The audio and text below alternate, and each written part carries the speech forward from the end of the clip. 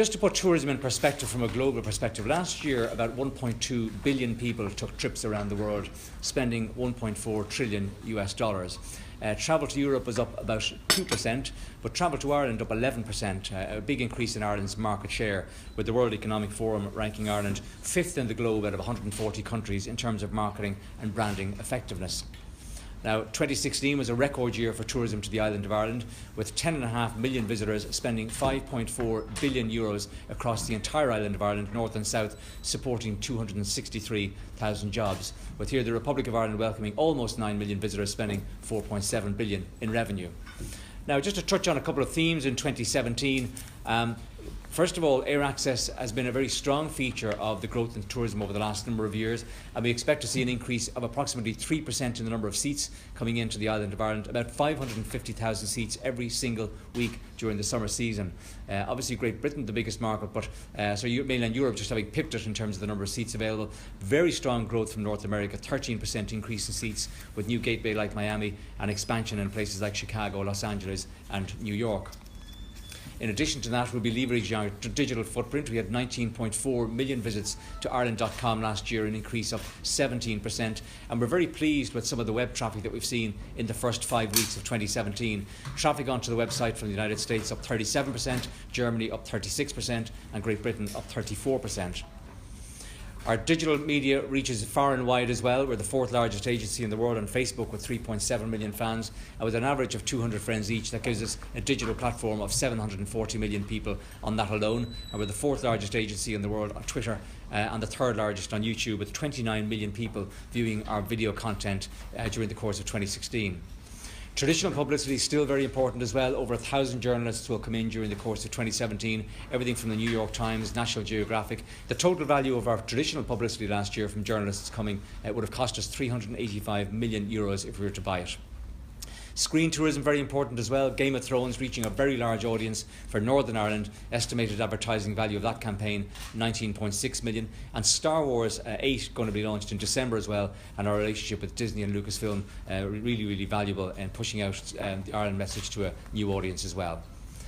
Partner campaigns will be important, working with the airlines and tour operators to co-brand and co-fund advertising campaigns around the globe. Just some examples with Aer Lingus and Ryanair there, about 13 million euros worth of campaigns.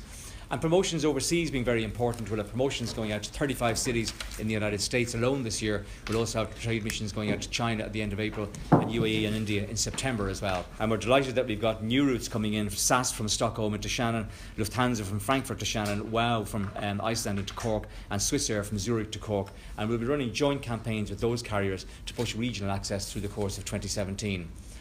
North America, we're very excited about the new access. 18 gateways between the United States and Canada, a 13% increase in lift during the course of 2017.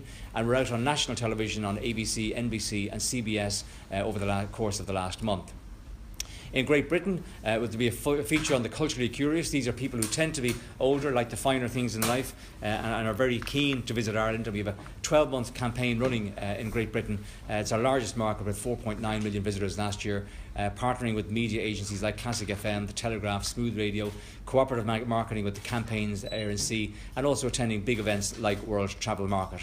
So a marketing campaign that will stretch over the 12 months in Great Britain. In relation to Australia and developing markets, while it's a small proportion of our overall business at the moment, the air access picture is very good this summer. We've got existing flights from Emirates twice a day. Etihad are going twice a day, and we'll be keeping that flight in all year round. And we have Qatar launching a new service in the middle of June. It means we'll have more than 10,000 seats every week from the Middle East, which gives us great connectivity into Australia and Asia. We're delighted to have the British-Irish visa scheme and the extension of the UK short stay visa waiver scheme, which allows people to come to the UK and Ireland on one visa. And as I said, we'll have sales missions going out to the UAE and India in September, and we'll have nearly 20 companies heading to China at the end of April. So, to talk about the global greening, this is a project that we started 8 years ago with the greening of the Sydney Opera House on the anniversary of the arrival of the Irish in Australia, and it's gone from strength to strength. I want to pay particular tribute to the Department of Foreign Affairs and all the consular offices around the world and ambassadors who've really helped us in this programme, and also the diaspora as well, who've helped to put Ireland on the map. This is the Burj Al Arab as it looked last year, thanks to Gerald Lawless and the Jumeirah Group. And again, a stunning photograph of one of the world's most iconic buildings, where we have a new office, well, an office for the last 5 years, and great connectivity. The welcome sign in Las Vegas, thanks to the Las Vegas Convention Bureau. The Empire State Building, one of the most traditional icons in New York, will be lighting up green again. And the Great Wall in China, thanks to our Ambassador Paul Kavanagh and the Tourism Ireland team over there who've been working with the Chinese authorities. That's the battling section in the Great Wall, which will be doubling in size in terms of its greening in 2017. There's a statue of Christ the Redeemer in Brazil, and thanks to the Archbishop of Rio de Janeiro, who's got control over the statue, and it's thanks to the work that missionaries did 100 years ago in Brazil that allowed us to get that building, or the particular statue, very iconic statue, lit up green. Niagara Falls will be green on both sides, both the United States and Canada, and another very iconic one. And this is the Colosseum as it looked last year on the 17th of March as well, and thanks to our Ambassador Bobby McDonough, who's done sterling work over in Rome to get that lit up green. Did we ever think that Nelson's column in Trafalgar Square would light up green on St. Patrick's Day? There you are, Brexit or no Brexit. I think that's a stunning icon in itself. And the London Eye, one of the most stunning attractions, has gone green for us for the last 6 years. So thanks to all our friends over in the UK. Leaning Tower of Pisa, again, another great accomplishment. And the windmills over in the Netherlands as well, lighting up green for the first time.